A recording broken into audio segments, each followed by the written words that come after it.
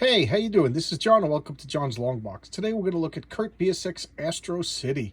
This comic is very near and dear to my heart. I love this comic.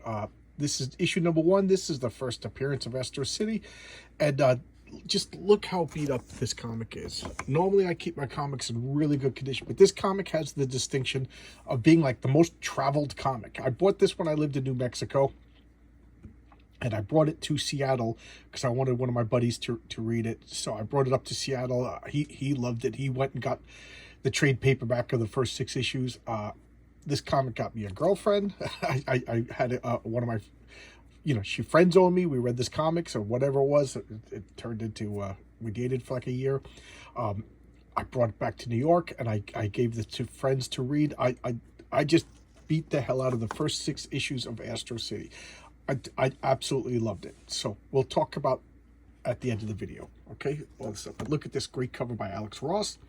And Kurt Busiek is a longtime comic book fanboy. There's no other way to describe him. He's been there. I've seen a letter page. He wrote letters to comics. He was a letter hack. He wrote a lot of letters. And I think he's in a few of my favorite comics of all time. The guy paid his dues. He's a big comic book guy. He knows his stuff. So let's open it up. What can I say about Alex Ross? We already know that. Brent Anderson, I'm sad to say I don't know much about him other than this. So he's the artist, which is Dark King's Comic Art, letters design. Color is Steve Buccello, Electric Canyon. So this is the era of studios. And Alex Ross's cover. So let's look at the indicia. I forget exactly what year this is. First printing. Why can't I read what year it is? But I think it's 1995. Look, could they make the indicia any smaller? So here we got the splash page. So here we got In Dreams. This is my computer's screen is moving, so I have to do something to stop it from moving. Okay, forgive me. All right, so let's get back to this. So In Dreams, look at this splash page. We got a naked man flying around. In my dreams, I fly. And who is that? He's just enjoying flying around in his dreams. Just like, who hasn't had that dream? And I love the blue hair. The blue hair. And boom, he wakes up. And I sympathize, buddy. I wake up at 4:30 also. Turns off he's got this computer. And it's the Samaritan. And who is the Samaritan? Why, he's the Superman homage. I don't want to say rip-off because this comic really is like an homage to all comic books. I love the apartment, the cinder blocks, everything. He opens it up and he's got this. I didn't know what this symbol was for the longest time. His name is the Samaritan. So for those of you who don't know, it's a goof on the Good Samaritan. So he's just like a Good Samaritan. He goes around and helps. From the Bible, the Jews all thought the Samaritans were bad, but then they found one good Samaritan that was helpful. So he's just the Good Samaritan to the world. He goes around, and I always thought like this should have been a dove. I don't know, but they turned it to like a radar symbol. I don't know. I think it would have worked better. And what does he do? Instead of Metropolis or Gotham City, whatever, it's Astro City. And I think Astro City is loosely based on Seattle. Instead of Mount Rainier, they have this ubiquitous building, and I forget, Mount Kirby. That's right. They call it Mount Kirby. Everything in here is a homage to they can't. You have this omnipresent mountain in the middle of the city, Mount Kirby. So I love that. Anyway, so here's a superhero who could fly, and what does he dream about? He dreams about flying. Why? Because he's so busy. So he still needs to sleep every once in a while, like he still has that human quality, and he goes around saving and doing good deeds. He's a Samaritan. Like, here comes an earthquake. Earthquake causes a tsunami. He uses in the different. He has this like, I can't even pronounce the word, but empyretic field. So it's almost like a telekinesis that he uses to slam up against it and it breaks. So he's, significantly different than Superman. And I like his hair is blue. It's an homage to the old poor printing qualities where they couldn't do jet black hair and it had to have blue highlights to differentiate it. Otherwise it looked like a smudge. So here he goes. He works for this magazine. So he's a fact checker. His real name is Asa Martin. and he's a fact checker. So when he turns off his powers, he transforms, his hair turns white, puts the glasses on, and he goes in and he's a fact checker. And everybody else is like, you're a workaholic, you know, whatever. And what does he do? He pushes the Ziometer. It's a computer that he has. And the computer basically does all his work for him. It checks all the facts. So he programs the computer and it responds. And he's like, leave me alone. I'm working. Don't knock on my door. Don't call me, whatever. And then he just flies out the window and fights crime and does good deeds. And they just leave him alone because he's 100% perfect with his fact checks. You know, he's eccentric. They leave him alone and he goes to work. I kind of like that. So here he is. He's fighting, you know, all these runaway trains, giant robots, biolabs like these floating paramecium. Goes back to work, checks the fact checker, and then he goes and he joins the Honor Guards. That's the Justice League, you know, like the Flash ripoff, the Batman ripoff, the Wonder Woman ripoff, the Green Lantern not Green Lantern, Green Arrow ripoff. This is like the Firestorm, and that's almost like a Wonder Woman kind of creation. That's Barbie. And they talk about their quotas. They got to have meetings and whatever. And enforcers beating up other people. The Black Rapier, who's the Batman, he's the detective character. Quarrel, she's like the Green Arrow character. Cleopatra, she's the Wonder Woman character. Barbie is the name of the animated doll. I just really like them. And here they're fighting like the Menagerie gang. They all have animal heads. I don't know if it's masks or whatever. I don't think they tell. And then Barbie's lecturing them. But I forget what they call her. But she's not Barbie. But she has another name. And then he gets back to work as somebody's knocking on his door. Like the computer warned him, so he flies back. And it's his editor. And here's something that's really sad.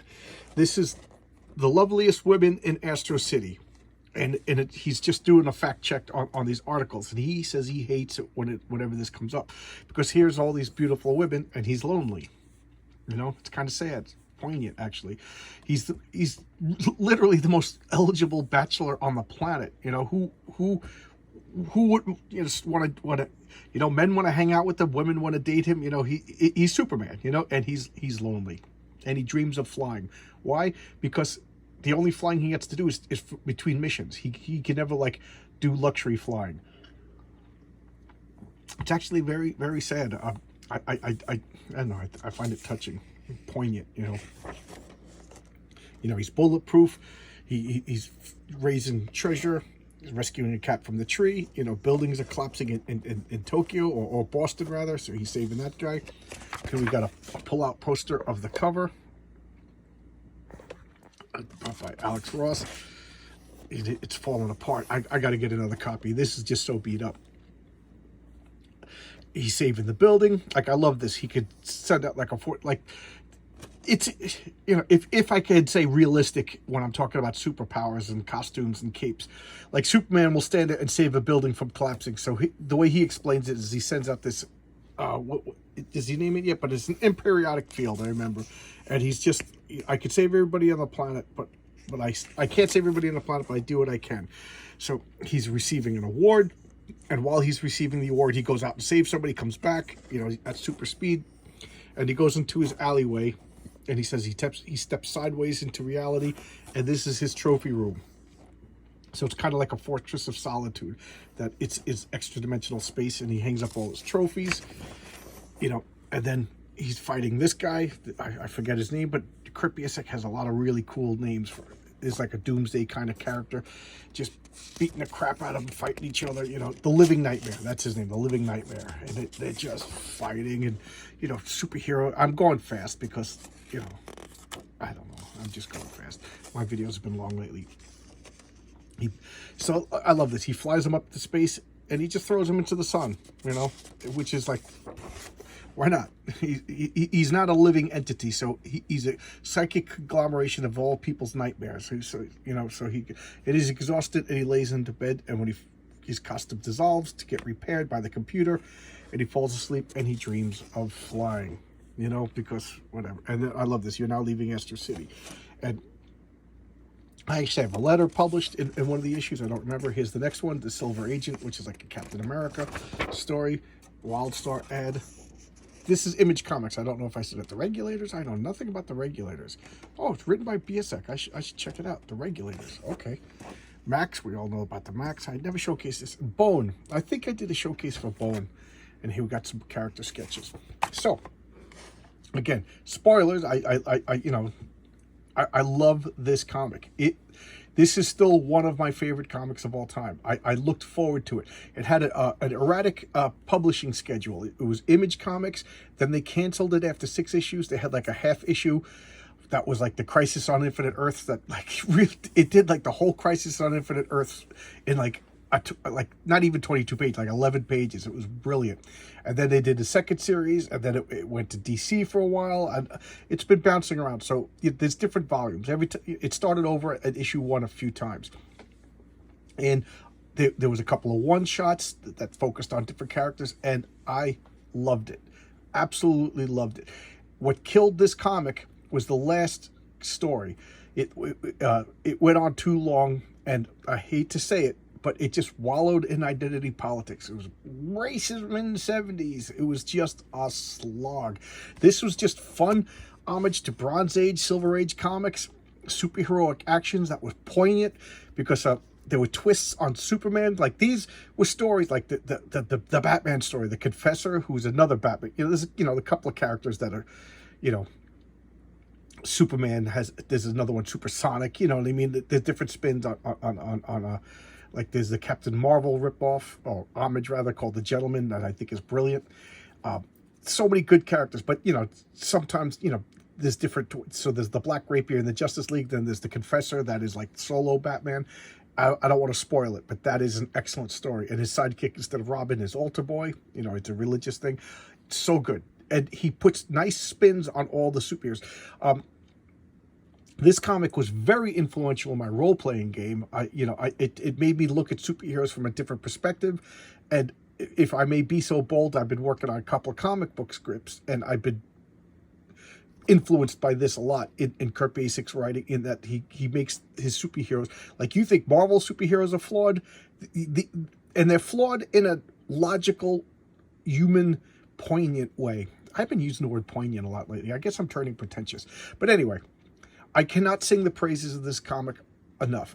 I got excited. I remember I was teaching, and my co-teacher was a 60-year-old woman, and when new Astro City comics came out, when we would have like a lunch hour together where we would do planning, and I just wasted the whole time talking about Astro City, and she was polite and smiled. She said she liked my enthusiasm, but she could care less about the comics, but she let me talk.